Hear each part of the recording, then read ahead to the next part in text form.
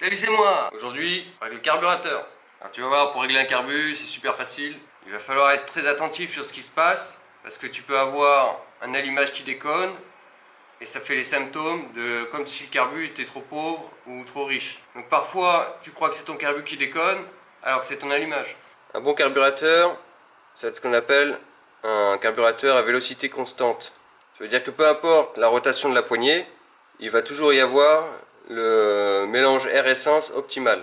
C'est quand tu obtiens le meilleur rendement et le moins de pollution possible.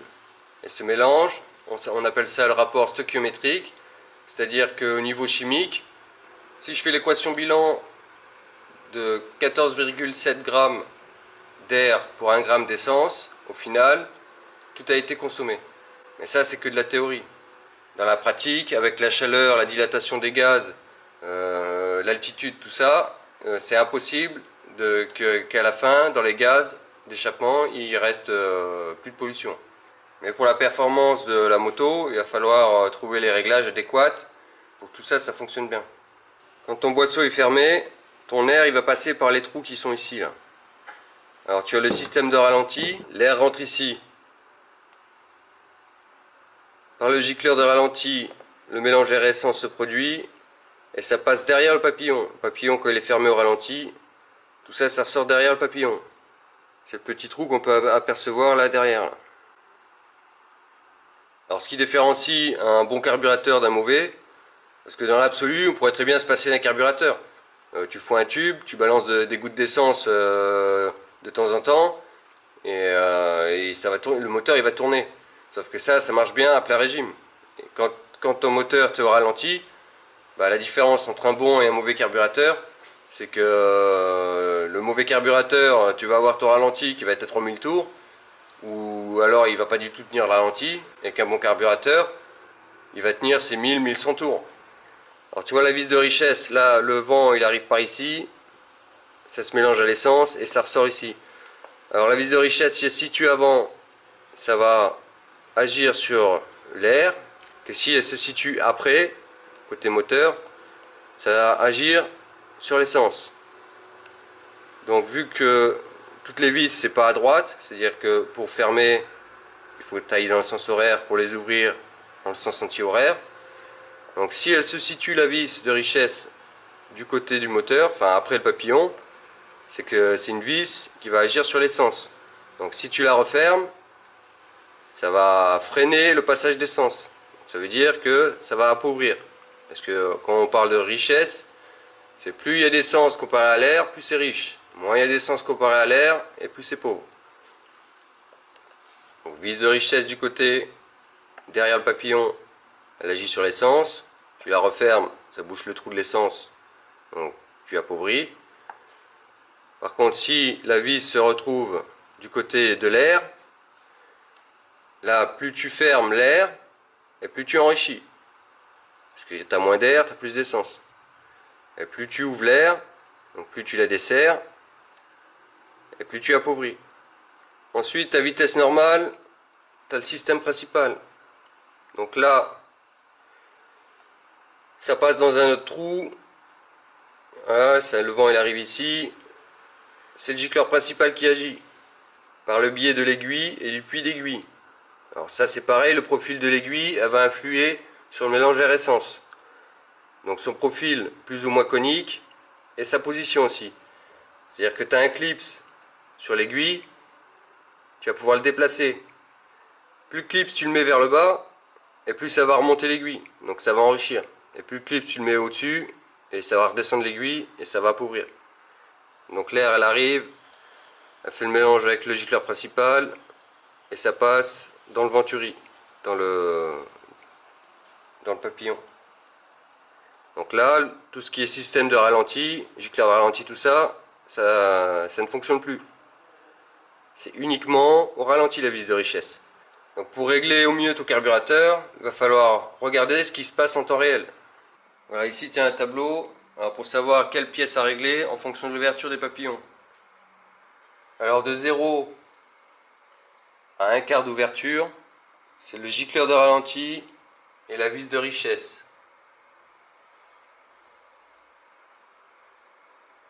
Ça c'est la plage du gicleur de ralenti et la vis de richesse qui va fonctionner. Tu as aussi entre 0 et 1/4 d'ouverture le diamètre extérieur de l'aiguille du gicleur.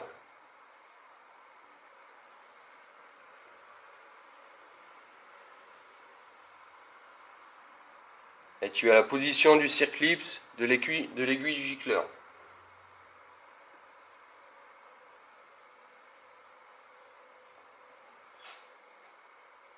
Et après, ça va continuer ici.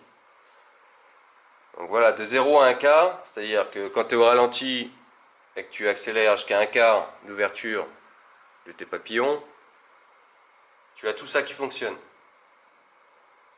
Ralenti, c'est gicleur ralenti, vis de richesse. Et après, au fur et à mesure que tu accélères, c'est les autres qui emboîtent le pas.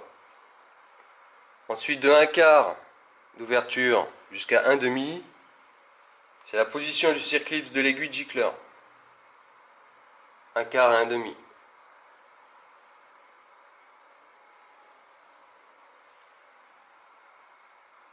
Et là, aux alentours, juste un peu avant de 1/2, c'est le gicleur principal. Donc si tu as un problème entre 1/4 et 1/2 d'ouverture, il va falloir regarder la position du circlips d'aiguille et le gicleur principal. Alors vers 1/2 ici, il commence à se refermer. Position du circlips d'aiguille. De 1/2 à 3/4 d'ouverture, c'est toujours le gicleur principal qui prend le relais. Et la position du circlips de l'aiguille de gicleur, ça diminue.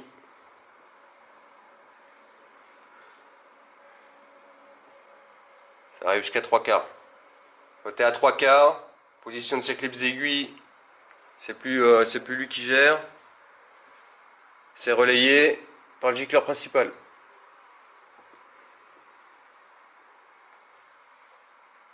Voilà, des 3/4 d'ouverture jusqu'au maximum, c'est le gicleur principal. Donc quelle que soit la plage d'utilisation, tu vois, le carburateur il fait en sorte que tu aies toujours un mélange air-essence optimal. Alors bien sûr, pour que ceci soit valable, il faut que ta cuve soit réglée correctement. Parce que si ta cuve est trop haute ou trop basse, ça peut aussi influer sur ce qui se passe sur la moto. Pour ton réglage de cuve, il va te falloir la hauteur prédéfinie par le constructeur. Ou sinon, tu vas voir ma vidéo sur le nettoyage carburateur. J'explique comment se démerder pour faire un réglage à peu près. Donc dans ce tableau, tu as 3 systèmes. Le système de ralenti de 0 à 1/4, système intermédiaire de 1/4 à 1/2 et de 1/2 jusqu'au reste. C'est le système principal. Alors pour régler un carburateur, on va commencer par régler le système de ralenti. Ensuite, on réglera le système principal et on viendra affiner le système intermédiaire. Il faut se référer aux pièces du constructeur, c'est-à-dire que ton carburateur il a été testé en usine pour avoir la qualité optimum. Maintenant, si toi tu as envie de changer tes gicleurs parce que tu conduis ta moto sur un terrain particulier, parce qu'il va y avoir l'altitude, la température qui rentre en compte, donc on va se servir d'une base de données. Alors ça c'est 100% concentration d'oxygène. Ensuite on passe à 90 et à 80. Et ça va être en fonction de la température. Alors ici tu as moins 10 et ici tu as 40 degrés. Alors quand il fait moins 10, la concentration d'oxygène est de 100%. Quand on passe à 0, ça descend un peu. Et quand on est à 40 degrés, 40 degrés, ça arrive à peu près au-dessus de 90%. Donc on peut faire une courbe comme ça. Là, là, là, là. Donc ensuite, à l'altitude, de 500 à 2500 mètres. Quand tu es à 500 mètres, tu es à 100% d'oxygène. Quand tu es à 2500, tu es en dessous des 80%.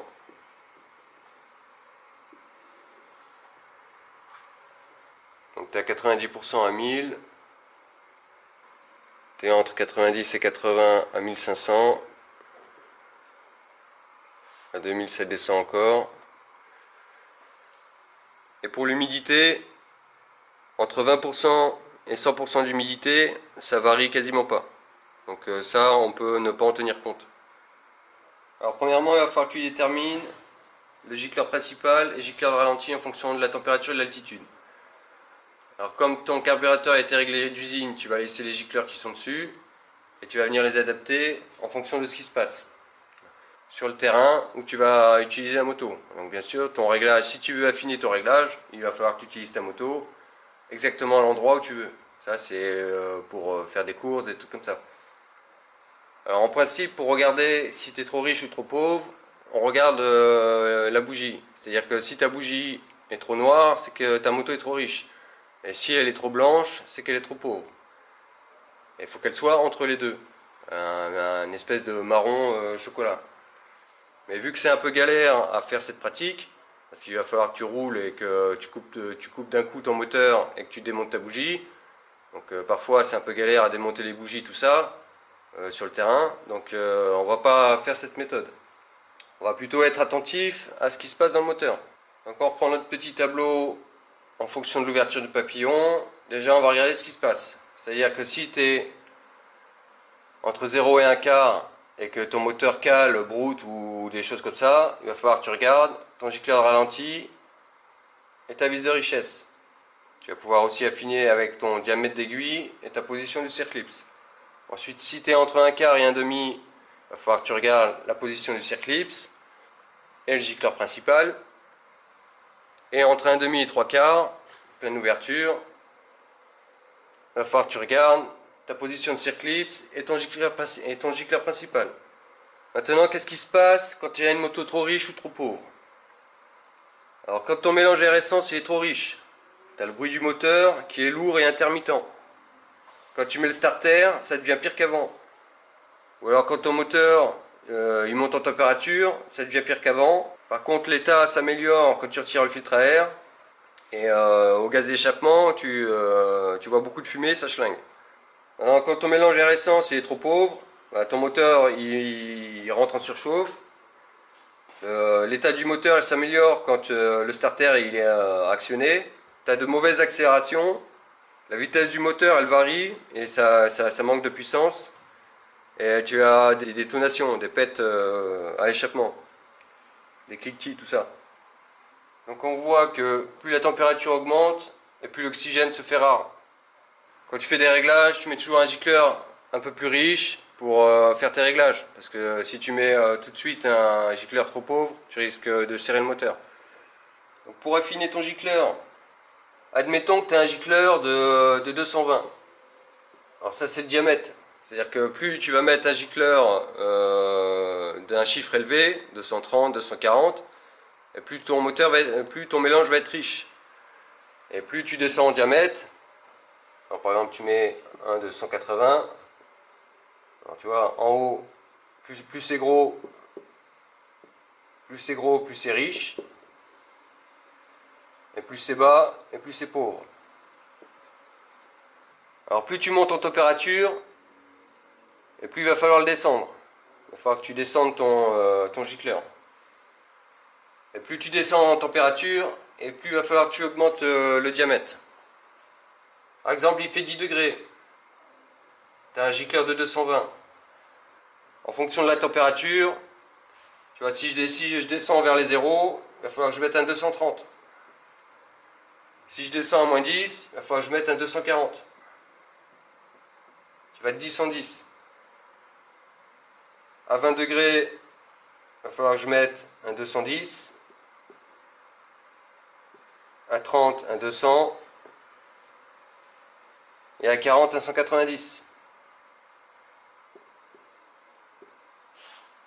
Voilà, plus tu augmentes en température, et plus tu descends la taille du gicleur. Alors ça c'est pour le gicleur principal. Gicleur principal, plus ou moins 10 points. Maintenant pour celui du ralenti, plus la température augmente, et plus il va falloir que tu mettes un gicleur de ralenti plus gros. Alors ralenti, plus ou moins 5 points. Là c'est plus 10 points, c'est 5 points.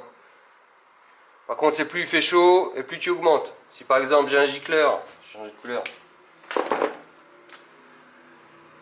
Si à 10 degrés j'ai un gicleur de 30, à chaque fois je vais augmenter de 5. 30, 35, 40, 45. Et plus je descends en gicleur. 25, 20, etc. Ensuite pour l'altitude, il va falloir continuer à monter ou à descendre les points, les pourcentages du diamètre en fonction de l'altitude. Alors tu vois, plus on monte en altitude et moins il y a d'air. Donc il va falloir descendre aussi le gicleur, parce que s'il y a trop d'essence par rapport à l'air, ça va être trop riche. Donc de 0 à 250 mètres, il n'y a pas de changement. C'est-à-dire que si tu as sélectionné ton gicleur principal, alors il fait 10 degrés, gicleur principal, tu as mis à 220. Si tu es entre 0 et 250 mètres, tu gardes le 220. Par contre, à partir de 500 mètres, tu le descends de 10 points.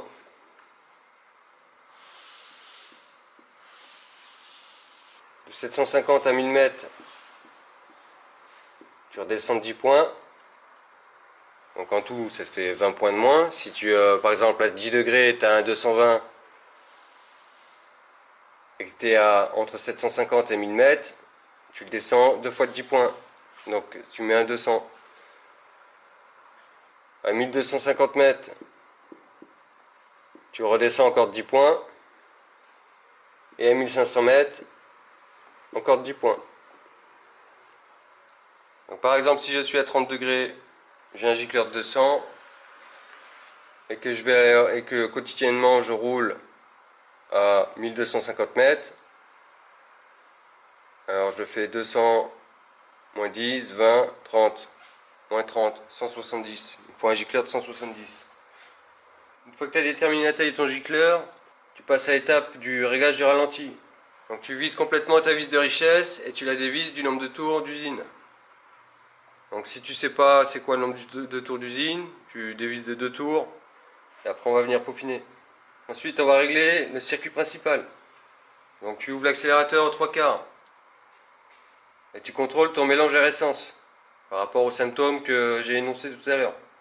En fonction des symptômes, si c'est trop riche, tu descends en gicleur, si c'est trop pauvre, tu augmentes en gicleur. Une fois que tu as réussi à déterminer ton gicleur de ralenti et ton gicleur principal, on va venir régler le système intermédiaire. Alors pour ton système intermédiaire, on va agir sur la taille de l'aiguille et la position du circlipse. Okay, une fois que tu as terminé ta sélection de gicleurs, d'aiguilles et de clips d'aiguilles, tu reviens sur le réglage du ralenti, on fait un réglage final. Donc il va falloir tourner ta vis de richesse de demi-tour en demi-tour. Par rapport à ta position initiale, tu vas la visser ou la dévisser d'un demi-tour et tu vas voir ce qui se passe. Ton moteur il va se mettre à s'accélérer ou à ralentir. Il va falloir que tu trouves la valeur d'ouverture de vis pour avoir le ralenti le plus stable possible.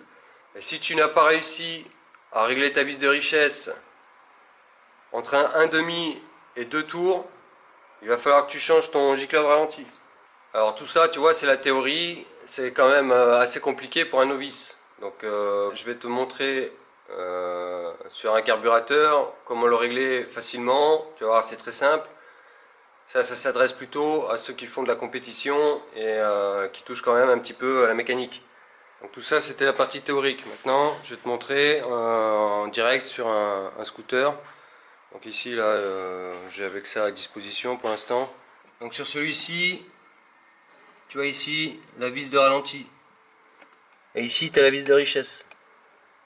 Donc on va le faire monter en température, d'abord le moteur. Et le mieux c'est de le faire sans le filtre à air. Alors tu fais attention quand tu retires ton filtre à air, de ne pas aspirer de la merde. Alors tu le laisses monter en température. Bien ajuster avec la vis de ralenti, le ralenti préconisé.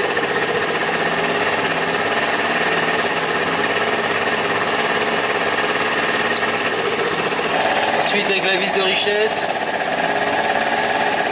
Donc là si par exemple je la ferme en entier, alors, demi,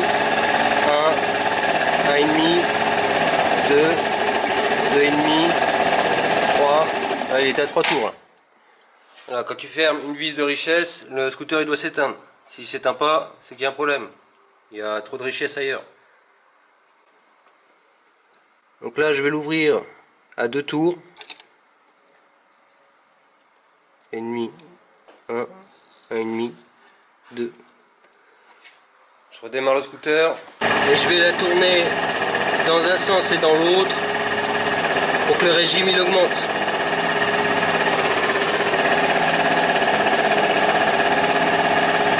Alors, si je la referme, elle va commencer à s'étouffer.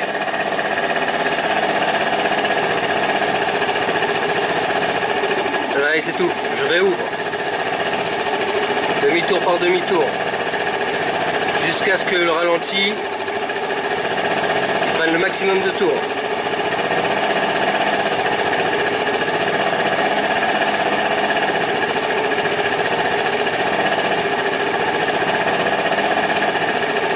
Là je vois il prend plus de tours. Donc je resserre.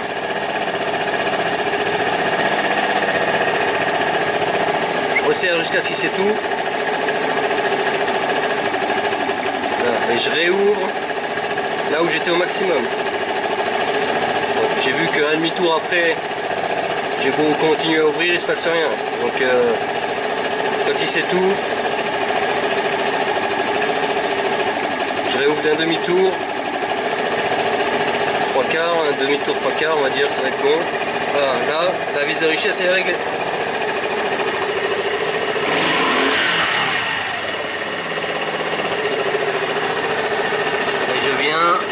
Peaufiner mon ralenti si jamais il s'était déréglé.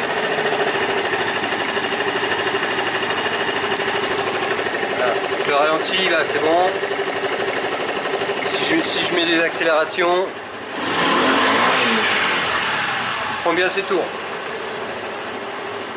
Si pendant une accélération, je sais pas, aux 3 quarts ça commence à déconner, ça veut dire que c'est plus la vis de richesse. C'est par rapport au tableau à ce qu'on a vu tout à l'heure.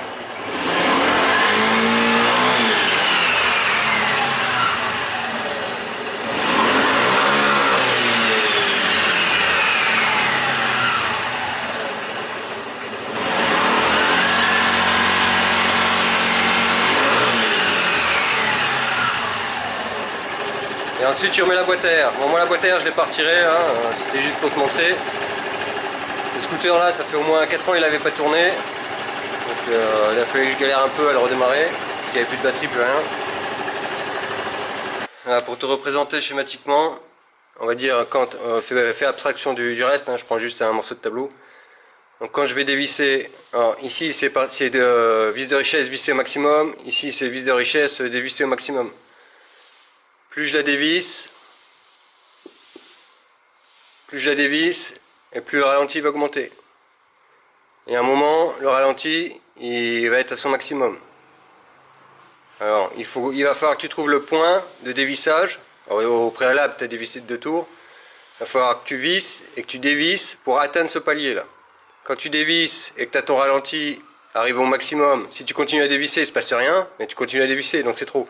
Il faut que tu la revisses jusqu'au point où le ralenti est le plus stable.